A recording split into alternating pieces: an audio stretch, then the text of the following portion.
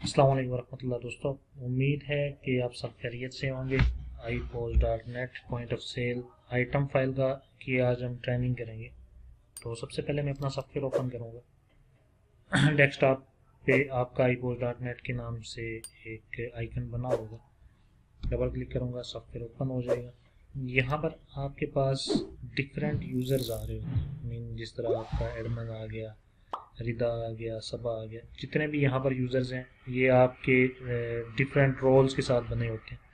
तो मैं एडमिनिस्ट्रेटर हूँ, तो मैं एडमिन सेलेक्ट करूँगा और अपना पासवर्ड दूँगा और सिंपल लॉगिन के बटन पर प्रेस कर दूँगा। हमारा software basically touch screen compatible भी है। तो ये आप कीबोर्ड पे प्रेस करेंगे तो मेरे पास टच स्क्रीन के लिए कीबोर्ड भी यहाँ पर ही शो हो जाएगा। मैं अपना यूज़र नेम सेलेक्ट करूँगा और उसका पासवर्ड, जो भी आपका पासवर्ड है,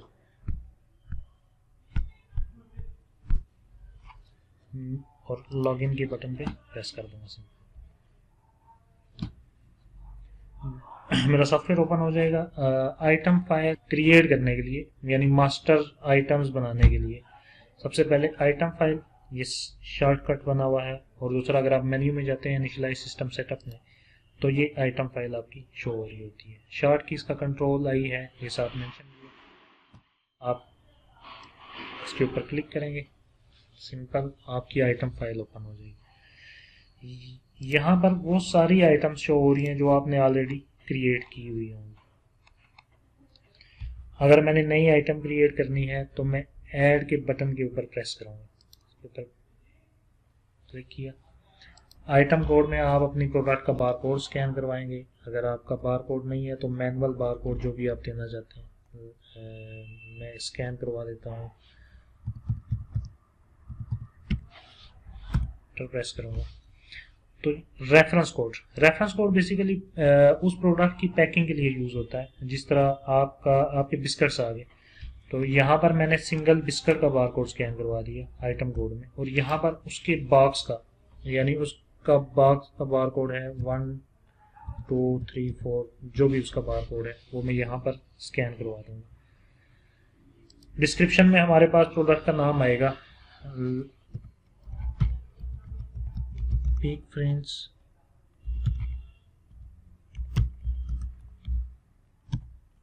18 ग्राम। याद रखिएगा कि आप जो भी प्रोडक्ट लिख रहे हैं, सबसे पहले उसकी कंपनी का नाम आ जाता है, उसके बाद उसका वेरिएंट या उस प्रोडक्ट का नाम आ जाता है, एंड पे उसकी ग्रामेज या मिलीलीटर लाजमी लिखें, क्योंकि एक ही कंपनी की कई ऐसी प्रोडक्ट होती हैं जो 100 ml में भी आती हैं, 200 ml में भी आती हैं, 500 में भी, ताकि जब अगर आप बाय नेम किसी जगह पे फाइंड कर रहे हैं तो आपको इजीली वो फाइंड आउट हो सके। तो आप अगर उर्दू वर्जन यूज़ कर रहे हैं तो यू डिस्क्रिप्शन में आप उसका उर्दू में डिस्क्रिप्शन लिखेंगे। फोनेटिक कीबोर्ड ऑलरेडी यहाँ पर इंस्टॉल्ड हुआ होता है। अगर आपकी उर्दू में टाइपिंग अच्छी है तो आप उर्दू में उस प्रोडक्ट का नाम लिख सकते हैं।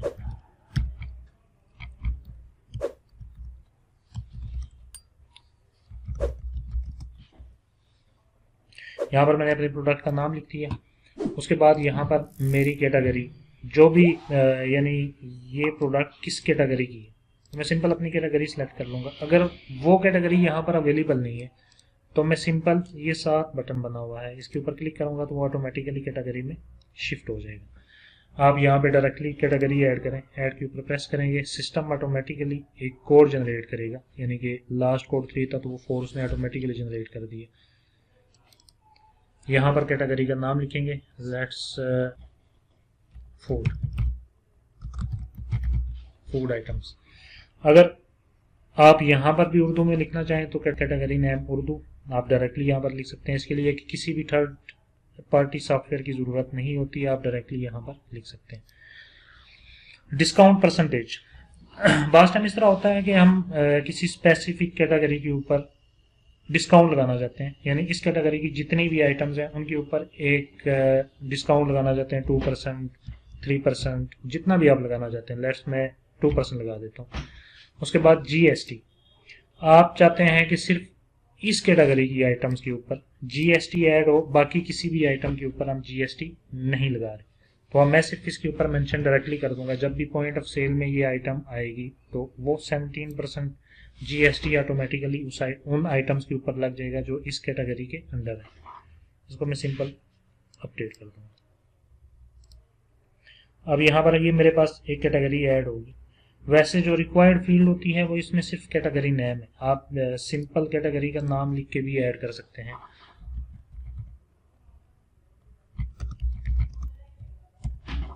और अपडेट कर दें, यानी इस सिस्टम आपको कोई एरर नहीं देगा, डायरेक्टली ऐड हो जाएगा। अगर आप कैटेगरी का नाम नहीं लिख रहे और अपडेट पे प्रेस करेंगे तो आपको सिस्टम एक एरर दे देगा कि आप अपनी कैटेगरी की डिस्क्रिप्शन मेंशन करें या लिखें। इसको मैं कैंसिल करूँ। मैं चाहता हूँ ये जो मैंने कैटेगरी फूड आइटम्स लिखी थी इसको मैं एडिट करना चाहता हूँ। डबल क्लिक करूँगा उस आइटम के ऊपर और एडिट के बटन पे प्रेस करूँगा। तो यहाँ पर मैं अपने आइटम्स की जगह आइटम कर देता हूँ और अपडेट करूँगा, ये उसी टाइम अपडेट हो जाएगी। या आप चाहते हैं आपके पास अभी यहाँ पर क्योंकि 5 कैटेगरी हैं, आपके पास 5 से ज़्यादा कैटेगरीज होती हैं, आप फाइंड करना चाहते हैं क्योंकि इस तरह फाइंड करना काफ़ी मुश्किल है 1 बाय 1 आइटम, तो ये फाइंड का बटन दिया हुआ, इसके ऊपर क्लिक करेंगे, सिंपल यहाँ पर अपनी कैटेगरी का नाम लिखेंगे। लेट्स मैं फूड आइटम सर्च करना चाहता हूँ, F4 लिखा तो वो फिल्टर होके F4 की जितनी आइटम्स होंगी वो यहाँ पर आ जाएंगी। इसके ऊपर डबल क्लिक करूँगा वो ऑटोमेटिकली यहाँ पर सिलेक्ट हो जाएगी। ये तो थी हमारी एक दो हमने कैटेगरीज ऐड कर दी। इसको मैं यहाँ से एग्जिट करूँगा। आप देखें यहाँ पर मेरी सारी कैटेगरीज उसी टाइम अपडेट हो जाएंगी। ना ये कि सॉफ्टवेयर में इस तरह होता है कि आपको सॉफ्टवेयर बंद करके दोबारा ओपन करेंगे तो फिर अपडेट होती है, तो यहाँ पर आपकी उसी टाइम अपडेट हो जाती है। इसी तरह सप्लायर है, अगर तो सप्लायर यहाँ पर एग्जिस्ट है तो आप सिलेक्ट करेंगे, अगर नहीं है तो ये भी आप ऐड कर सकते हैं। यहाँ से डायरेक्टली ऐड करता हूँ, यहाँ पर आपका सप्लायर का नाम आएगा, यूनिलीवर ऐड कर लेता हूँ।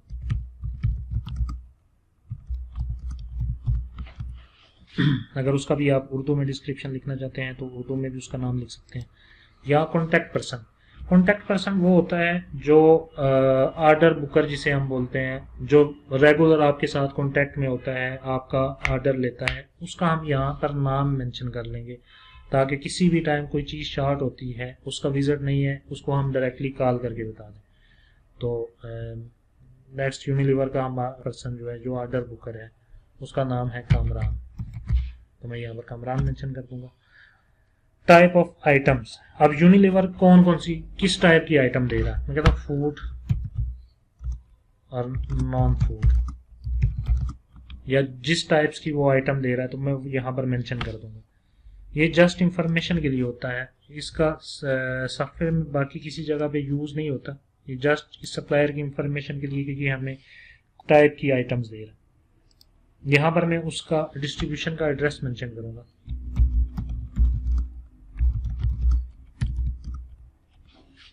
यहाँ हम उसकी टर्म्स एंड कंडीशन अपने पास नोट डाउन कर लेंगे कि उसके साथ जो भी हमारा एग्रीमेंट हुआ था उस टाइम, ये जो भी टर्म्स एंड कंडीशन थी, लेट नेट 30 डेज की हमारी उसके साथ एक टर्म तय पाई थी कि हम 30 दिन बाद आपको पेमेंट करेंगे, आपका जो भी बिल होगा, या बिल टू बिल चलेंगे तो हम यहाँ पे बिल टू बिल कर लेंगे। अकाउंट नंबर, आप सप्लायर का जो भी अकाउंट नंबर है, बैंक अकाउंट नंबर यहाँ पर मेंशन कर सकते हैं। यहाँ पर सप्लायर का डिस्ट्रीब्यूशन का phone number, number of days. अब नंबर ऑफ डेज के ये कामरान जो है, जो ऑर्डर बुकर है, वो हर कितने दिन बाद हमारे पास चक्कर लगाएगा, यानी कि ऑर्डर लेने के लिए कितने दिनों बाद उसका विजिट होता है। मैं कहता हूँ 5 डेज, तो मैं यहाँ पर 5 मेंशन कर दूंगा कि हर 5 दिन बाद ये बंदा हमारे पास आता है। फैक्स नंबर, अगर उसका कोई फैक्स नंबर है, क्योंकि आजकल फैक्स इतना यूज नहीं होता तो आप मेंशन करें तो ठीक है, नहीं तो उसकी ज़रूरत नहीं है। मोबाइल नंबर आप इस कामरान का यहाँ पर लिख लें, या इस डिस्ट्रीब्यूशन से और कोई बंदा है उसका यहाँ पर कॉन्टैक्ट नंबर लिख लें, ताकि किसी टाइम कॉन्टैक्ट करना पड़ जाए तो हम यहाँ से उसका मोबाइल नंबर दें। एनटीएन नंबर, यानी डिस्ट्रीब्यूशन का जो भी एनटीएन नंबर है अगर इसका कोई जीएसटी नंबर है तो वो यहाँ पर मेंशन कर लेंगे। ओपनिंग बैलेंस, ओपनिंग बैलेंस अगर हमने सिंगल एंट्री सिस्टम में इस तरह होता है, यानी कि single account single entry system में अगर हमने उसकी की पेमेंट करनी है तो माइनस जितनी भी पेमेंट करनी है उतनी यहाँ पर मेंशन करेंगे। अगर सप्लायर के पास हमारे पैसे एडवांस है तो हम उतने यहाँ पे लिख देंगे कि इतने रुपए हमारे इस सप्लायर के पास एडवांस में पड़े हैं, तो इसको हम सिंपल अपडेट कर देंगे। न्यू अब ये तो मैंने काफ़ी डिटेल के साथ इसमें इंफॉर्मेशन मेंशन की है। लास्ट टाइम इस तरह होता है आप ये सारी इंफॉर्मेशन नहीं मेंशन करते, तो इसमें भी जो रिक्वायर्ड फील्ड है वो सिर्फ सप्लायर नेम, यानी आप यहाँ पर नेस्ले सिंपल सप्लायर का नाम लिखें और उसको अपडेट कर दें। बाकी आप कोई इंफॉर्मेशन नहीं देंगे तो सिस्टम आपको कोई एरर नहीं देगा। तो एग्जिट करता हूँ। अब यहाँ पर देखें एक नेस्ले और यूनिलीवर ये मैंने अभी ऐड किए तो ये दोनों यहाँ पर आ गए। यूनिलीवर सेलेक्ट करता हूँ। सब कैटेगरी यूज़ होती है स्टोर्स में जब आपका काफ़ी बड़ा डिपार्टमेंटल स्टोर है, आप मैन कैटेगरीज 3 से 4 रखते हैं और उसके अंदर हर एक कैटेगरी के अंदर सब कैटेगरी क्रिएट कर लेते हैं। लेट्स यहाँ पर फूड आइटम है और फूड आइटम के अंदर मैं कोई ऐड करना चाहता हूँ, यहाँ पर अवेलेबल नहीं है तो मैं उसी तरह इस बटन पे प्रेस करूँगा, ऐड पे क्लिक करूँगा, सिस्टम ऑटोमेटिकली एक कोड उसके अगेंस्ट जनरेट कर देगा। यहाँ पर मैं कैटेगरी का नाम लिखूँगा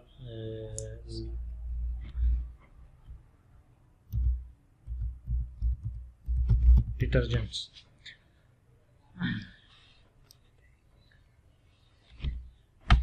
यहाँ पर मैं सिलेक्ट करता हूँ ये कैटेगरी 2 की आइटम है, या जो भी आपकी कैटेगरी है वो सिलेक्ट कर लें, इसको सिंपल अपडेट कर दें। ये मेरे पास अपडेट होगी, मैं यहाँ पे वही कैटेगरी सिलेक्ट करता हूँ क्यों, और उसके अगेंस्ट मैंने डिटर्जेंट सिलेक्ट कर लिया। अब आप ब्रांड्स भी ऐड कर सकते हैं, जिस तरह ये लिप्टन एक नेस्ले का ब्रांड है, ये ऐड है। आप फर्दर मज़ीद ऐड करना चाहते हैं, इसी तरह ऐड के ऊपर क्लिक करेंगे, दोबारा ऐड का बटन, और यहाँ पर उस ब्रांड का नेम दे देंगे।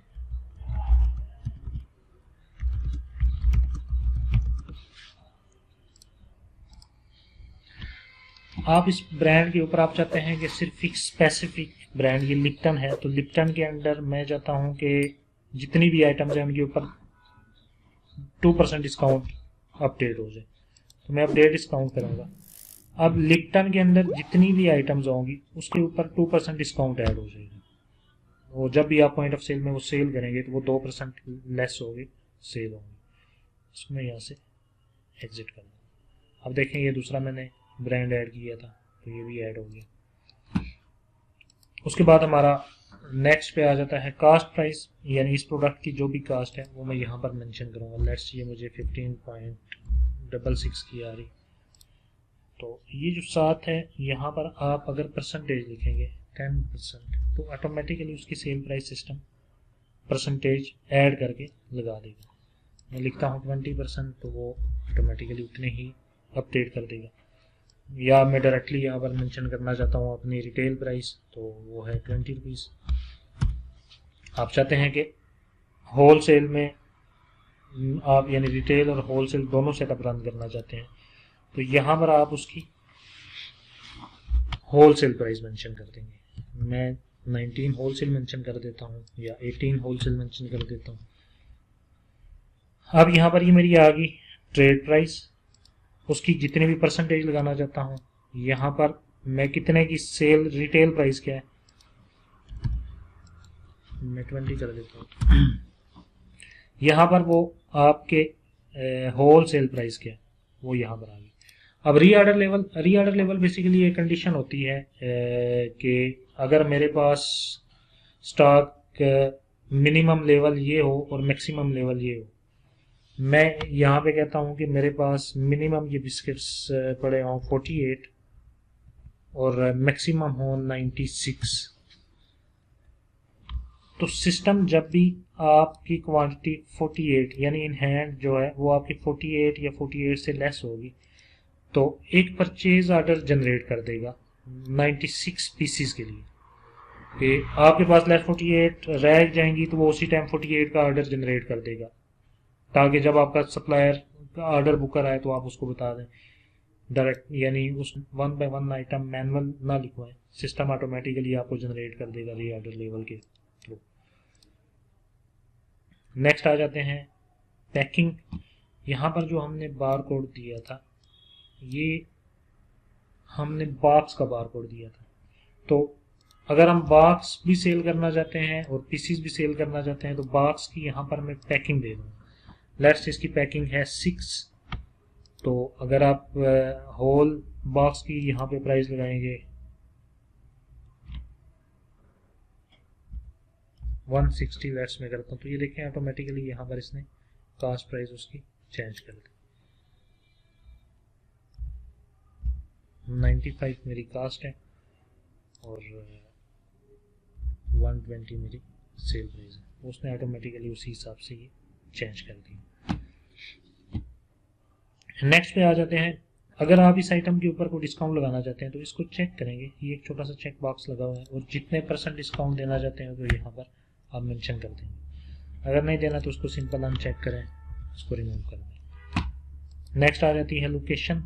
लोकेशन होती है कि ये प्रोडक्ट किस रैक में पड़ी हुई है या किस शेल्फ में पड़ी हुई है। तो यहाँ पर मैं एक शॉर्ट लोकेशन दे देता हूँ, R1 मीन रैक नंबर 1, और उसकी शेल्फ नंबर कौन सी है, शेल्फ नंबर 4 है, शेल्फ नंबर 5 है, जितने भी उसमें शेल्फ हैं या जिस शेल्फ में ये पड़ी हुई है, लेट्स ये शेल्फ 4 में पड़ी हुई है, तो मैं R1 और S1 मेंशन कर दूंगा। तो जब भी ये आइटम आप पॉइंट ऑफ सेल में फाइंड करेंगे तो आपको ये लोकेशन वहां पर दे रहा होगा। GST परसेंटेज आप कहते हैं 17% हो जाए ट्रेड प्राइस के ऊपर। Trade price basically cost price जिसे हम बोलते हैं CP, उसके ऊपर 17% ऐड करें, या रिटेल प्राइस या ये जो आपकी प्राइस है इसके ऊपर मेंशन करें। यहाँ पर आ जाती है ये एक और कंडीशन है, आप ये कंडीशन लगाते हैं अगर पैकिंग मेरी 6 है तो मैं चाहता हूँ कि जब कोई बंदा पूरा बॉक्स परचेज करे या 6 पीसीस परचेज करे तो उसको रेट कम हो जाए, 20 से कम मिले। तो मैं यहाँ कहता हूँ अगर क्वांटिटी 6 हो जाए तो उसको ये प्राइस 18 कर दो। तो जब भी पॉइंट ऑफ सेल में 6 या 6+ क्वांटिटी होगी तो सिस्टम ऑटोमेटिकली उसका रेट चेंज करके जो आपने मेंशन किया होगा क्वांटिटी डिस्काउंट में वो कर देगी। तो यहाँ पर आप सिंपल, जब अगर आपकी और कोई रिक्वायरमेंट है तो वो आप हमें बता सकते हैं डायरेक्टली, तो मैं सिंपल अपडेट कर देता हूँ। अब ये मेरी आइटम ऐड होगी, मैं चाहता हूँ इसमें कोई भी एडिटिंग करना चाहता हूँ। लेट्स मेरे से मिस्टेक होगी, मैंने कास्ट प्राइस गलत लगा दी, तो मैं कहता हूँ 16 थी, तो इसको मैं अपडेट कर लूँगा। अगर ये आइटम आप डिलीट करना चाहते हैं तो डिलीट के ऊपर क्लिक करेंगे। ये पासवर्ड्स जब इंस्टॉलेशन की जाती है तो आपको ये पासवर्ड साथ सारे दे दिए जाते हैं, जिस तरह ये डिलीट का है या और भी कोई भी पासवर्ड्स होते हैं सिस्टम में, तो ये सारे आपको दे दिए जाते हैं। मैं जो ही यहाँ पर पासवर्ड लगाऊंगा, ये मेरे से पूछेगा do you want to delete, मैं अगर येस करूँगा तो ये डिलीट हो जाएगी। मैं फिलहाल नो करता हूँ क्योंकि मैंने ये आइटम डिलीट नहीं करना। नेक्स्ट में आ जाता है, बाज़ टाइम इस तरह होता है कि काफ़ी सारे बंदों का ये क्वेश्चन था कि ये क्या आइटम जब भी आएगी तो हम फिर ऐड करेंगे या ये कैटेगरी हर बार सेलेक्ट करनी पड़ती है, सप्लायर हर बार सेलेक्ट करना पड़ेगा। तो इस तरह नहीं होता। जब आप आइटम क्रिएट कर रहे होते हैं तो आप वन टाइम ये चीज़ें सारी मेंशन करते हैं, उसके बाद सिस्टम अपने पास ये डेटा सेव रखता है, यानी आपको बार बार ये आइटम सेलेक्ट नहीं करनी पड़ती, ना आपको कैटेगरी सेलेक्ट करनी पड़ती है। आप इस तरह भी आइटम ऐड कर सकते हैं। एक सिंपल आइटम मैं ऐड करता हूँ विदाउट कैटेगरी, आप जस्ट उसकी डिस्क्रिप्शन दें,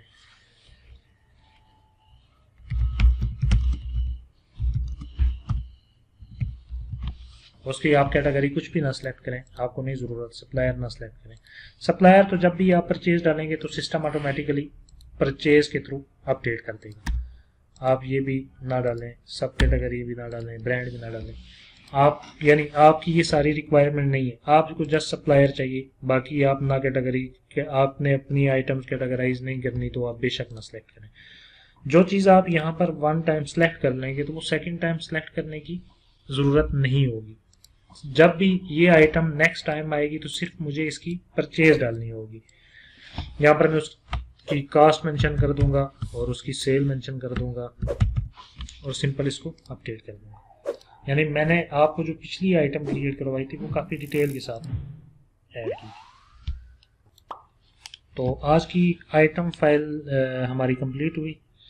अगर आपका किसी किस्म का कोई भी क्वेश्चन हो या कोई भी क्यूरी हो तो आप कमेंट में मुझे ज़रूर आगाह करें।